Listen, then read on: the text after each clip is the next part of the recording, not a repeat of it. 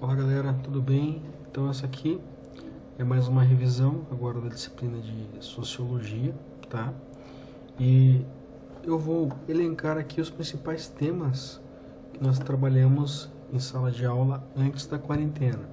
Então é mais uma recapitulação dos temas da P1 que nós já vimos em sala de aula, que também estão expressos lá no livro de vocês, na apostila de vocês, que vocês podem ter acesso. Então, o que eu vou fazer aqui hoje? Eu vou mais estabelecer um roteiro para que vocês possam estudar para a nossa prova. Então, esses temas já foram discutidos em sala de aula. Então, aqui vocês vão ter um reforço destes temas em uma revisão, com uma atividade também. E daí, qualquer dúvida, vocês podem entrar em contato comigo via mensagem que eu vou responder vocês, caso apareça alguma angústia aí, tá? Então nós vimos até então, até antes da quarentena, a definição de cultura, né, a relação entre cultura e relativismo, os elementos que definem a cultura, a diferença entre determinismo biológico e determinismo ambiental, essa análise que existe entre natureza versus ambiente e o etnocentrismo. Então foram estes os temas estudados até então. Tá? Como é que nós podemos definir a cultura? A cultura é uma forma de expressão coletiva que representa a identidade de uma comunidade. Tá? Então a cultura representa o conjunto de elementos que definem e identificam uma comunidade. Então isso pode ser do ponto de vista macrocósmico, quando nós pensamos a cultura como um processo civilizacional que se inicia lá na pré-história ainda, tá? Com seu desdobramento até os dias atuais, até a contemporaneidade. Ou eu também posso ver a cultura como uma manifestação local, que se diferencia de outras manifestações locais. Então daí eu tenho aquilo que o antropólogo faz, que basicamente é comparar culturas. Então eu tenho uma definição de cultura que ela se estende para toda a civilização, eu tenho aquela análise da cultura enquanto uma expressão individual, identitária de um grupo, tá? Que também é válida. As duas formas de entendermos a cultura, elas são válidas, só que elas têm significados diferentes, tá? Por isso que nós sempre associamos a cultura à ideia de relativização. O relativismo. Essa palavra é um pouco perigosa porque ela demanda um pouco mais de rigor, tá? Por quê? Porque nós utilizamos hoje a palavra relativismo de maneira muito vulgarizada para indicar que não existe verdade, que todas as coisas são relativas, etc. Mas aqui do ponto de vista da antropologia e da sociologia, pensar que a cultura é relativa significa simplesmente pensar que cada cultura está relacionada com um contexto, com um desenvolvimento específico e com as contingências do tempo e espaço.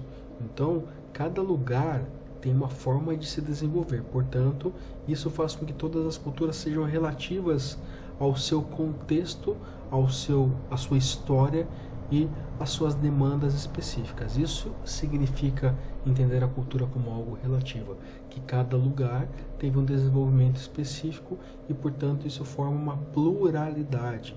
Então, ser relativo é, na verdade, uma extensão dessa concepção de pluralidade. Nossa história ela é composta por vários desenvolvimentos e relacionados a vários contextos. Por isso que a cultura então, ela é relativa a um contexto. Tá? E quais são os elementos que definem a cultura? Eu posso analisar isso de novo de uma forma universal, que todas as culturas passam por isso, ou entender os elementos pontuais de cada cultura local. Então, numa análise macro, cósmica, né, universal, de uma história da civilização, nós podemos identificar que cada cultura ela parte de uma compreensão de um coletivo, isso é algo universal, tem um conjunto de regras bem definido, conjunto de valores, tem majoritariamente também um aspecto de manter uma comunidade, Então não existe uma comunidade para além daquela cultura por conta das leis, tá? E a religião também é algo muito presente por conta da concepção de finitude. Então toda cultura tem lá o seu sistema de signos para explicar o que é a finitude, o que é a morte. Cada cultura se relaciona com a morte de maneira diferente. Então a religião entra aí como aspecto secundário, porque ela é motivada sobretudo pela morte. Então toda cultura tem que lidar com a morte. Então isso também é um elemento universal, tá?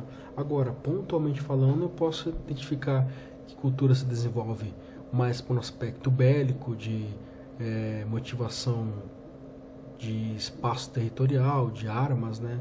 Ou algumas por arte, algumas por expansão urbana e assim por diante, tá?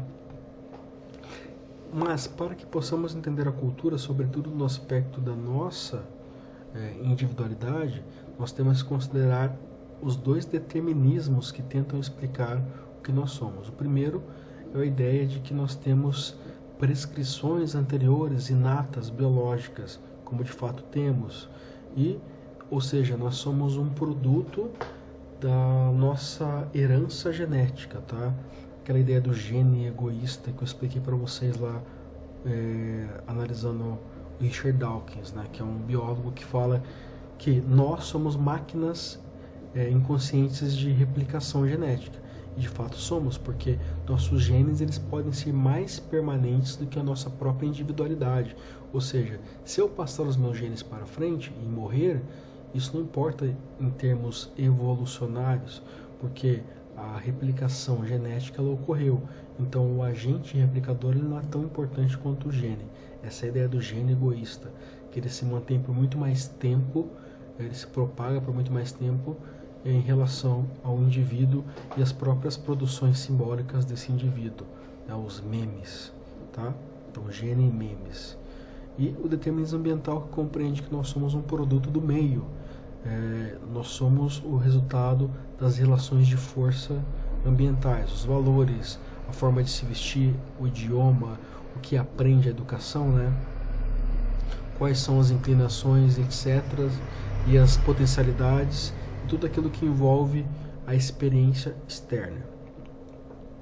Então esse embate entre natureza e ambiente, na verdade, pela psicologia evolutiva, ele já é superado, porque entende-se que não existe um embate entre natureza versus ambiente. Isso aqui se trata de uma falsa dicotomia, tá?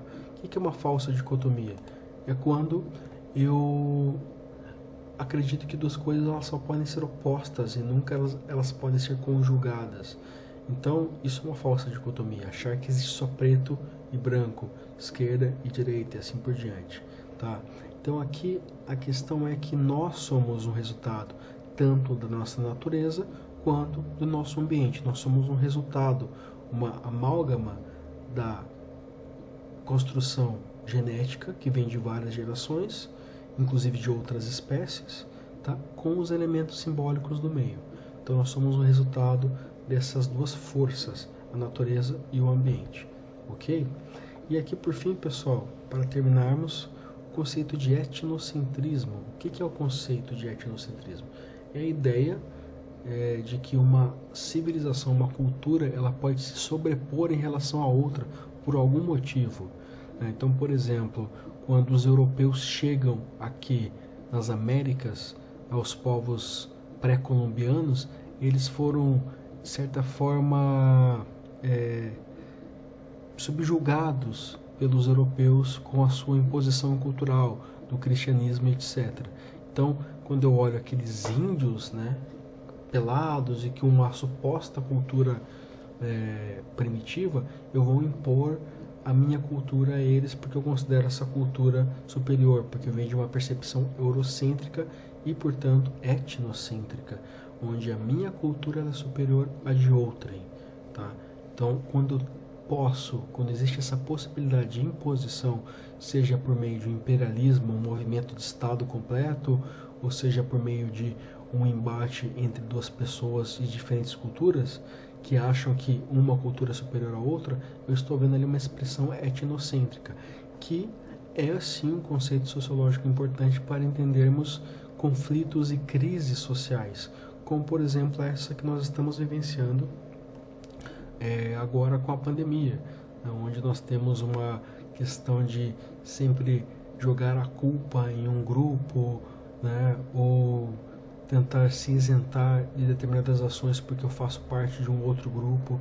Então tudo isso aqui passa um pouco por essa questão etnocêntrica. A xenofobia é uma extensão do etnocentrismo. A eugenia, que é um outro conceito que nós vimos, também é uma extensão do etnocentrismo, tá? Então, pessoal, é isso aqui que eu quero que vocês tenham uma atenção maior e espero que vocês estejam bem. E se surgirem algumas dúvidas, alguma dúvida ou várias dúvidas, vocês podem reencaminhar isso para mim lá por mensagens, beleza, pessoal? Então, vou ficando por aqui. Até a próxima aula. Um abraço.